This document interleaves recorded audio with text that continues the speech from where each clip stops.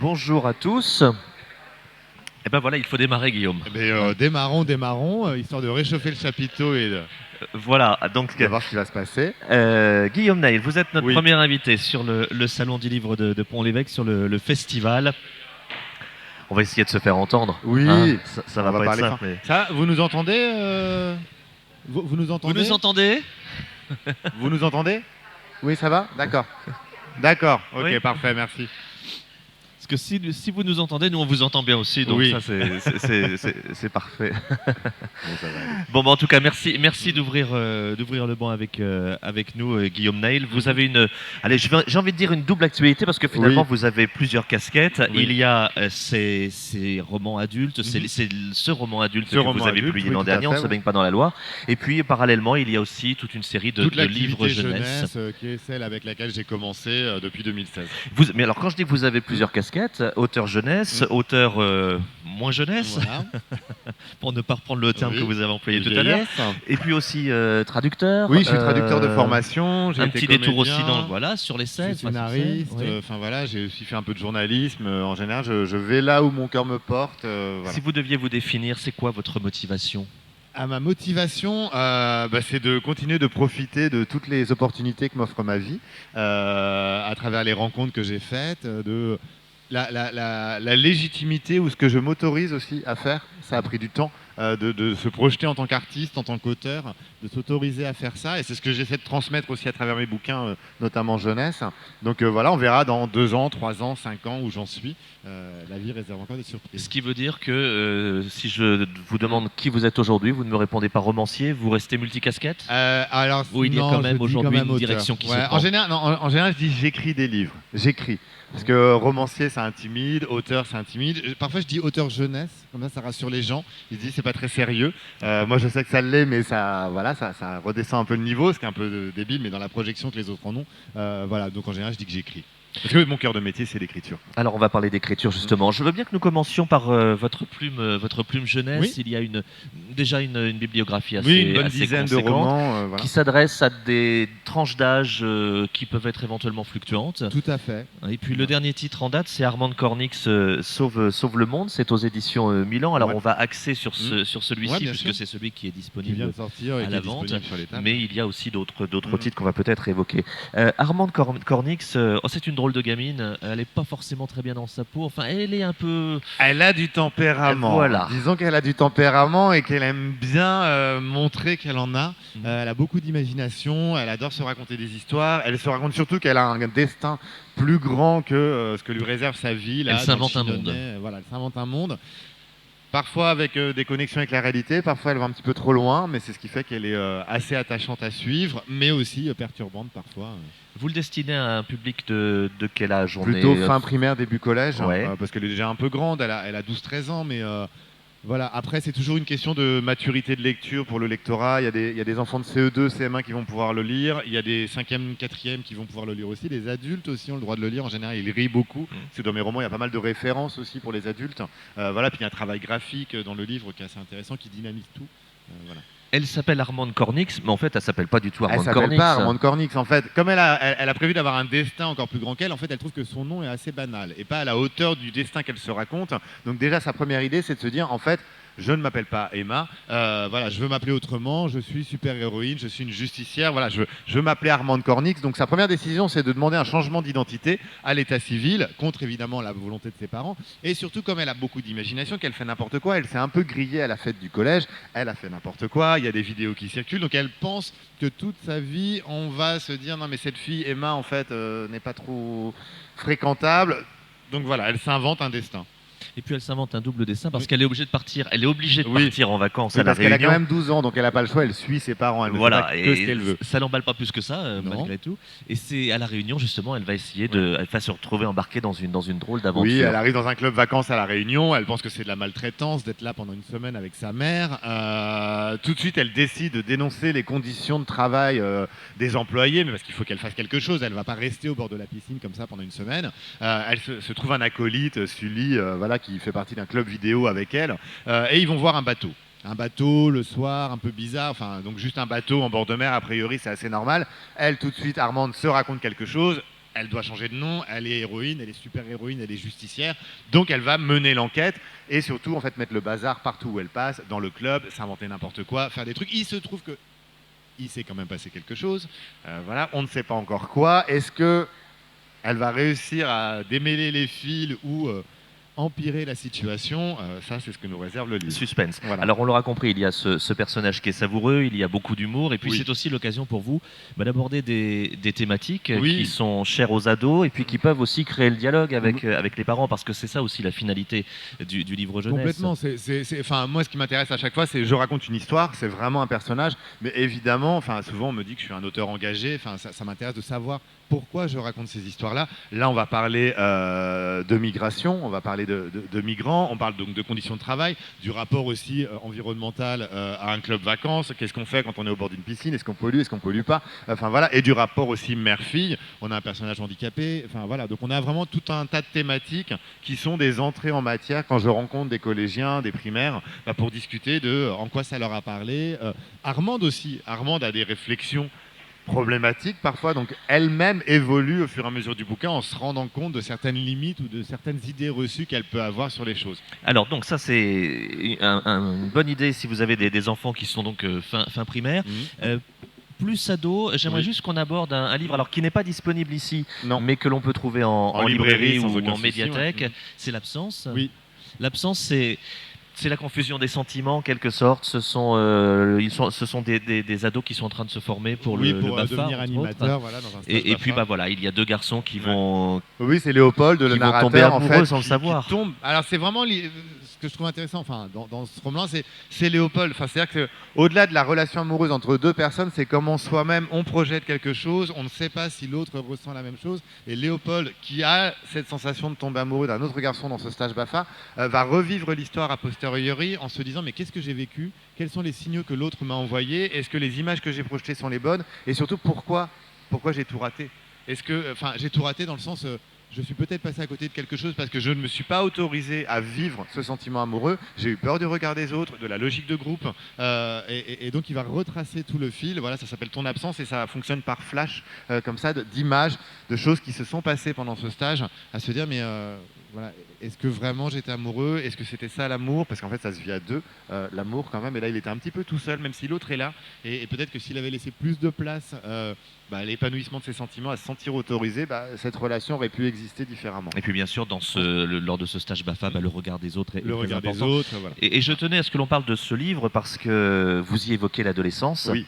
Et si l'on continue à avancer dans votre bibliographie avec ce qui est donc votre premier roman en littérature vieillesse, générale, on va dire, ou littérature vieillesse si vous voulez, Ah bon, on dit la littérature jeunesse, donc littérature vieillesse. c'est que l'adolescence est très très largement présente dans ce livre qui a un beau succès, qui est sorti il y a Qui est sorti en janvier, ouais. oui, voilà, ça fait déjà une dizaine de mois. On ne se baigne pas dans la Loire. Voilà, et ça sonne comme un avertissement. Et on se doute que très vite, justement, il y a des gens, et notamment des ados, qui ne vont pas respecter cette recommandation. On ne se baigne pas dans la Loire, justement, ce sont des enfants, ce sont des ados, ils sont en colo, c'est le dernier jour, il fait une chaleur écrasante, on passe en bus pour se balader, puis il y a la Loire qui est si belle, si appétissante. Bien vite, la Loire en été, avec les bancs de sable, les lumières, enfin voilà, qui a l'air très paisible comme ça, et donc qui est réellement une invitation à la baignade. Dès qu'on a grandi en bord de Loire, ce qui est mon cas, enfin voilà, on n'a qu'une envie, c'est d'aller se baigner dans le fleuve en été. Et puis les gamins sont plutôt sympas avec leurs animateurs. C'est le dernier jour, et puis les animateurs vont céder à la demande pressante Tout à fait. des ados pour aller mettre un pied dans l'eau. Et puis voilà, ce qui devait arriver arriva. Ouais. Vous allez raconter cette histoire-là, on va rentrer un petit peu dans le livre. Je tiens à dire que ce roman est très librement inspiré d'un fait divers que peut-être certains d'entre vous se souviennent. C'était en juillet 1969 à Juigné. À Juigné-sur-Loire. Juigné-sur-Loire, où 19 enfants de 8 à 13 ans, je crois, sont morts dans l'effondrement d'un banc de sable. Ce qui est assez, c'est pour ça que je le mentionne dans ce roman. Moi, je ne raconte pas le fait divers, mais en revanche, le roman est né de la lecture d'un article dans Le Monde en 2019 que j'ai fait, qui racontait les 50 ans, enfin 50 ans après, les gens qui revenaient pour la première fois sur place pour se rappeler ce drame. Et moi, j'ai grandi à 30 km. J'ai toujours su qu'il ne fallait pas se baigner dans la Loire, mais jamais on ne m'avait parlé de ce drame, alors qu'il est fondateur, et depuis on m'en parle tout le temps. J'ai rencontré des familles de victimes, enfin voilà, on m'a raconté énormément de choses, ça a traumatisé beaucoup de monde. Et donc le point de départ du roman, c'était ça, c'était on est sur les bords de Loire, un territoire que je connais bien, c'est cette invitation à la baignade, c'est l'univers de la colonie, un univers que je connais bien moi aussi, qui est assez présent dans mes livres. J'ai été moniteur BAFA, enfin voilà, c'est des choses que je fais des résidences d'écriture en centre de vacances, en colonie, puis j'étais colon moi-même, colon au sens aller en colonie, je n'ai pas colonisé des pays, je ne suis pas encore assez vieux pour ça. Et donc il y avait cette envie tout de suite de roman, enfin puis surtout, enfin, on parlait du rapport à ton absence, l'autre roman adolescent, c'était des ados, c'était des enfants, et moi c'est cette énergie-là que j'aime déployer en tant que matière littéraire, c'est l'univers des possibles, qu'est-ce qu'on s'autorise à faire, aller se baigner, ne pas aller se baigner, le groupe, qui va aller se baigner, comment, le rapport aux adultes, aux encadrants qui en fait sont pas tellement adultes finalement dans l'histoire. Voilà, donc tout de suite j'ai eu envie de m'inspirer de ce fait divers pour en faire quelque chose. Alors dès le départ, on sait que le drame va arriver, Oui. on sait que le drame est là, mais finalement vous détricotez toute l'histoire pour Oui. expliquer comment on en arrive à cette fatalité. Il y a les relations entre les jeunes, entre Oui. les enfants, il y a les relations entre ces adultes, Mhm. ces monos qui, comme vous le dites, ne sont pas forcément aussi des adultes, parce qu'eux aussi démarrent dans leur vie. Oui. Il y a tout l'environnement de cette colonie de vacances, et puis il y a la Loire, qui est un personnage à part entière, une sorte d'ogre finalement. Mais complètement, mais en fait c'est intéressant parce que c'est vraiment a posteriori qu'on arrive à savoir pourquoi on a écrit une histoire. Il y a des choses qui se passent dans la tête d'un romancier qui ne sont pas toujours évidentes, mais il y a un moment, il y a une certitude, c'est je vais écrire cette histoire. Et je me suis rendu compte qu'en fait, les premières pages que j'ai écrites, c'est la Loire. C'est-à-dire que je suis entré dans cette histoire par cette porte d'entrée qui me disait voilà où toi tu vas trouver ta sincérité, c'est le Maine-et-Loire, c'est les lumières de bord de Loire, c'est la manière dont moi j'ai vécu mon enfance en bord de Loire, et c'est ce personnage-là qui s'est imposé d'abord avant même d'imaginer les personnages. Et c'est vrai que la Loire est un personnage à part entière, bénéficie d'une écriture à part, un peu comme le cœur d'une tragédie grecque qui annonce le drame, qui dit je suis plus fort que vous, et vous avez beau en tant que pantin, adolescent, jeune garçon vous débattre, finalement le cours du fleuve est plus fort que vous, et c'est vraiment a posteriori que je l'ai analysé en me disant bah oui voilà, c'est pour ça que j'ai raconté cette histoire. Je pense que si j'avais lu un fait divers sur quelque chose qui s'était passé sur les bords du Rhône ou en bord de mer, ça n'aurait pas fait tilt, je n'aurais pas raconté cette histoire. Pouvez-vous nous raconter un peu les personnages que l'on va croiser? Alors il y a Gus, il y a Pierre, il y a Farid, il y en a d'autres. Chacun a son propre univers, et puis ce sont ces ados qui vont apprendre à vivre ensemble pendant tout un été. Comment les avez-vous construits, ces adolescents? Alors en fait, c'est d'abord des images qui sont venues. Avant des personnages, c'était vraiment des choses. J'avais envie de parler. Enfin voilà, il y avait la Loire, il y avait le fleuve qui était là, et après j'ai eu très vite le motif de l'eau, des images de qu'est-ce que ça peut être un dernier jour de colonie comme ça. Comment on se comporte alors qu'on sait qu'on ne va plus voir les gens, qu'est-ce qui s'est passé pendant 6 semaines avant, quelles ont été les tensions possibles, les amitiés naissantes, enfin les amours aussi éventuellement, voilà, et le rapport aux adultes. Donc c'était des bribes, en fait c'était des fragments, des images comme ça qui me venaient, et donc au bout d'un moment j'ai commencé à les raccrocher à certains personnages avec des tempéraments que j'identifiais. Enfin, on a Gus, le fanfaron, qui est un personnage solaire comme ça, mais qu'on pourrait aussi considérer un peu de toxique, enfin vraiment qui avait des choses à régler. Et donc au fur et à mesure où j'avais ces fragments-là, je me suis dit mais comment moi j'agence ça? Parce que j'ai une écriture qui est en général assez fluide, assez enlevée, dynamique, tout ça, et en tant que romancier j'ai besoin à un moment de m'auto-cadrer. Je me suis dit bah voilà, il y a le fleuve, donc il y a quelque chose de l'ordre de ce qui se passe sur le fleuve avant le drame, l'amont, c'est comme ça qu'est née la construction du livre aussi. Ensuite, vraiment le courant, là où ça se passe, ces dernières journées d'été, le drame qu'on annonce, ensuite l'estuaire, ce qui va peut-être advenir en fonction de ce qui s'est passé, en fonction de cette journée-là. Et donc les personnages, en fait, je les ai construits aussi comme ça. C'est-à-dire, je me suis dit, à partir des fragments que j'ai, donc Gus est là, c'est le fanfaron, mais qu'est-ce qui s'est passé avant? Pourquoi il agit comme ça? Pourquoi il est comme ça? Qu'est-ce qui s'est passé pendant la colonie? Qu'est-ce qui s'est passé avant qu'il arrive en colonie? Pierre, pareil, il y a un flashback assez long sur un épisode de colonie de quand il avait 8 ans. Donc en fait, les personnages, je les ai nourris en me disant, je veux que chacun soit une espèce de courant aussi, mais qui est surplombé par la Loire, et la construction du livre, elle est née de ça. Et donc celle des personnages aussi. Justement, la construction de plusieurs parties, pour revenir jusqu'au drame final. Et puis chaque tête de chapitre, c'est le prénom d'un des gamins. Alors autre construction, effectivement, en fait c'est comme si tous les personnages se passaient le relais. Moi, ce que j'aimais bien là-dedans, c'est qu'on est dans le courant, donc en fait, ça part dans tous les sens, et tout ça, c'est de l'eau, c'est de la matière, en fait, tout est lié, et j'aimais bien que les personnages en permanence, mais de la même manière qu'une caméra peut suivre au cinéma un personnage, passer d'un regard à l'autre, voilà, c'est comme ça aussi que j'ai agencé la structure, avec tous ces éléments que j'avais, en me disant, bah voilà, un personnage regarde tel autre, et passe quelque chose, un élément, et en fait, tout ça forme un tout qui est cette même journée, et ce roman sur une unité de temps assez courte, finalement. Alors, je tiens à le préciser, Ouais. même si effectivement il y a ce drame, puisqu'on sait qu'il va y Oui. avoir noyade d'enfants Mm. dans la Loire, ce n'est pas pour autant un roman plombant. C'est à la fois triste, mais en même temps c'est très beau parce que c'est toute la nostalgie de l'adolescence, Bien c'est toute sûr. la mélancolie du temps qui De passe, c'est tout ce toute qui la est mélancolie de la possible, Loire ce qu'on aussi s'autorise à faire, qui s'écoule. voilà. Dans quel état d'esprit étiez-vous lors de l'écriture? Parce que lorsque l'on est un auteur jeunesse, Oui.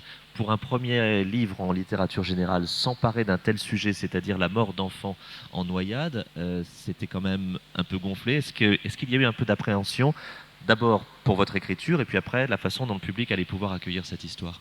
Non. Non. Non, mais parce qu'en fait, j'avais la certitude qu'il fallait que j'écrive cette histoire. Enfin, vraiment, il y a des idées de romans comme ça, on sait que c'est bon, et en fait, même, je m'étais dit, en fait, ça va durer 3 semaines, ça va tellement vite, enfin voilà, je sais ce qui va se passer, évidemment, ça va durer beaucoup plus longtemps. Et non, il y a pas l'appréhension parce qu'il y a l'envie. Il y a l'envie et la certitude que c'est un roman que j'ai envie d'écrire. Voilà, de ces personnages, la construction, tout ça, et en fait, le côté jeunesse, même au début, je me suis pas dit, j'écris un roman adulte.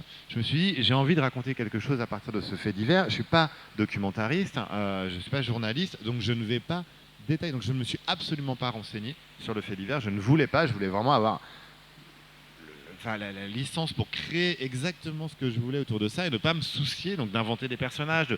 Je place ça dans un autre lieu, un château que je connais bien parce que je fais pas mal de randonnées, donc qui est dans le Maine-et-Loire, qui est pas loin, mais un château qui me racontait quelque chose pour mon imaginaire à moi. Voilà, et donc j'ai pas du tout d'appréhension par rapport à ça, et parce que je sais aussi au fur et à mesure des livres que j'écris que plus je m'autorise des choses, plus je me surprends moi-même à écrire des choses qui sortent de moi en me disant ah bon tiens j'ai écrit ça, et plus en fait je suis à l'endroit précis de là où doit être mon écriture, et plus ça devient intéressant. Parce que quelque chose qui sort de l'écriture une fois que le roman est publié m'apprend quelque chose de ce que j'ai en moi enfoui. Enfin, c'est assez psychanalytique, mais il y a vraiment quelque chose de cet ordre-là, de la même manière que dans la langue, la manière de la délier, tout ça, d'inventer des choses. On parlait de ton absence tout à l'heure, il y a vraiment une filiation pour moi entre les deux romans, de ce que je m'autorise à faire, de ok, on y va, je me laisse surprendre, je sens les choses, je le fais finalement de manière assez instinctive. Donc j'ajoute un cadre derrière, mais la matière première, elle est vraiment instinctive, elle sort, elle est là, elle me surprend parfois. Et en fait, il n'y a pas du tout d'appréhension, sauf peut-être sur un des personnages, Benoît, qui est le directeur de la colonie, qui est assez problématique, où là, je me suis dit, ah oui, quand même, d'accord. Et là, je me suis posé la question de, qu'est-ce que j'en fais? Et je me suis dit, bon, si c'est là, et en fait, surtout, je me suis dit, c'est intéressant. L'intrigue, enfin, ce que ça déploie, ce que ça dit des personnages, la tension que ça crée, la gêne aussi, le malaise que ça peut générer, est bénéfique pour le livre. Donc c'est ce qui prime. Parce que vous le découvrirez en lisant le roman, c'est qu'au-delà de ce drame, il y a aussi d'autres histoires qui viennent se greffer, notamment ce fameux château, mais on ne va pas rentrer dans tous les détails. Vous êtes déjà actuellement dans une autre écriture, Guillaume? Il y a d'autres projets en jeunesse ou en littérature générale? Il y a un roman ado qui va sortir en janvier, justement, qui parle de cette quête de légitimité, qui s'appelle Madou en 5 actes, qui est l'histoire d'une jeune fille qui habite à Cherbourg. Moi, j'ai longtemps habité dans le Cotentin, donc c'est un territoire que je connais, que je maîtrise et que j'aime mettre en avant et valoriser dans mes romans. Et elle habite à Cherbourg, elle s'ennuie dans sa vie, elle est persuadée qu'il faut faire Parcoursup, elle n'a pas envie, elle a redoublé son bac, ses parents lui mettent la pression. Donc elle a l'impression à 18 ans d'avoir déjà raté sa vie et que rien ne va lui convenir. Un soir, un metteur en scène avec une grande pièce de théâtre parisienne se retrouve coincé avec elle dans une épicerie, un rad où elle était ouvreuse au théâtre. Ils discutent à bâton rompu. Lui, il se rend compte qu'elle a plein de choses à raconter du haut de ses 18 ans. Elle pense pas. Et le lendemain, elle vient la chercher en disant mais je veux qu'on écrive une pièce de théâtre ensemble. Ce que tu as en toi, ta singularité, ça m'intéresse. Et en fait, on va l'écrire ensemble, cette pièce, et on va aller à Paris, on va écrire ça. Et évidemment, elle a peur. Elle a peur parce qu'elle a 18 ans et qu'elle considère qu'elle n'a rien à apporter, que c'est un milieu du théâtre, c'est le directeur de la colline, enfin c'est loin, c'est Avignon, c'est le IN, enfin c'est pas du tout son univers. Et donc c'est un roman d'apprentissage de qu'est-ce qu'on s'autorise à faire, comment on s'autorise à rêver quelque chose d'autre pour sa vie à soi qu'on ne pensait pas envisageable du haut de ses 18 ans à Cherbourg. Voilà. Et donc ça va vraiment raconter ça. Donc à la fois mon passé de comédien, le rapport aussi à la création artistique. Moi j'ai mis du temps, hein. Je suis arrivé en littérature à 37 ans. Voilà, donc là on dirait pas parce qu'on pense que j'en ai 25, mais non, j'en ai 44. Bien sûr. Mais ce qui m'a servi aussi quand je parle de s'autoriser à faire des choses, c'est-à-dire qu'aujourd'hui moi c'est la fête. Genre, à 37 ans, on vous dit c'est bon, tu peux publier quelque chose qui pour moi était inimaginable. Jamais je m'étais projeté en tant qu'écrivain. Donc là, pouvoir bénéficier de ça, inventer de la matière, être là, écrire des histoires, raconter tout ça, c'est super. Et donc ça raconte aussi ça, Madou en 5 actes. Alors ça sort quand ça sort en janvier. D'accord. Et puis en littérature générale, il y a un roman qui est bien avancé, qui va parler de désir.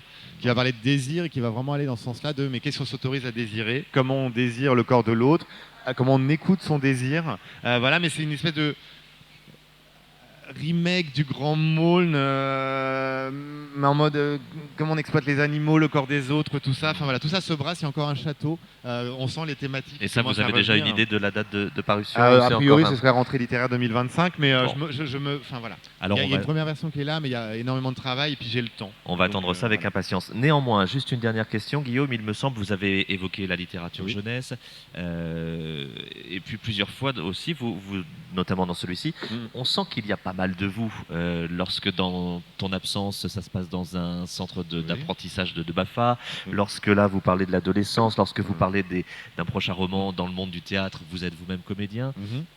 Vous donnez des petits cailloux comme ça pour que l'on vous connaisse un peu mieux? Moi j'aime bien, moi j'écris de la fiction. J'adore écrire de la fiction. Écrire de la fiction pour moi c'est une... Je ne sais pas si c'est un masque, mais c'est parfait parce que tout est inventé, évidemment, rien n'est vrai. Non, en revanche, je pense quand même qu'il y a toujours une part de sincérité. C'est-à-dire qu'en fait, ce que je raconte n'est pas ma vie. Parfois, il y a peut-être 2-3 choses qui ont pu se passer réellement, mais il y a toujours une question de sincérité. Souvent, on me parle de mes personnages, on se dit, tiens, ils existent vraiment. Même la monitrice, Pauline, dans Ne se baigne pas dans la Loire, on m'en parle beaucoup. On me dit, ah là là, c'est vraiment intense, on ressent ce qu'elle vit. Et en fait, oui, tous les personnages dont Ne se baigne pas dans la Loire, il y a une part de moi, mais de quelque chose que j'ai pu ressentir à un moment ou que je peux essayer de comprendre en tant que sentiment. Et c'est vrai que moi j'ai besoin à chaque fois, je ne peux pas être extérieur à une histoire, je ne peux pas inventer un personnage qui ne m'intéresse pas ou qui ne me raconte pas quelque chose de mes questionnements ou de ce que j'ai pu vivre moi. Et donc à chaque fois, moi je dis, voilà, c'est pas moi, mais c'est sincère.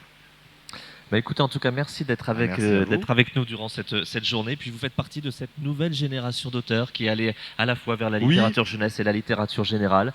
C'est de plus en plus fréquent et ça permet de belles rencontres et de belles découvertes. Donc, sur les livres disponibles aujourd'hui à Pont-l'Évêque, il y a Armande Cornix, Sauve le monde, enfin presque. Ça, c'est aux éditions Milan et donc pour les enfants début collège, fin CM1, CM2. Et puis donc ce très très beau roman, je le dis avec sincérité puisque vous avez été sélectionné notamment dans le prix Ouest et c'est à cette occasion que j'avais découvert votre livre et c'est une très très belle réussite. On ne se baigne pas dans la Loire, ça c'est aux éditions de Noël. Je vous invite vivement à découvrir le travail de Guillaume Nail. Merci beaucoup. Et bonne journée.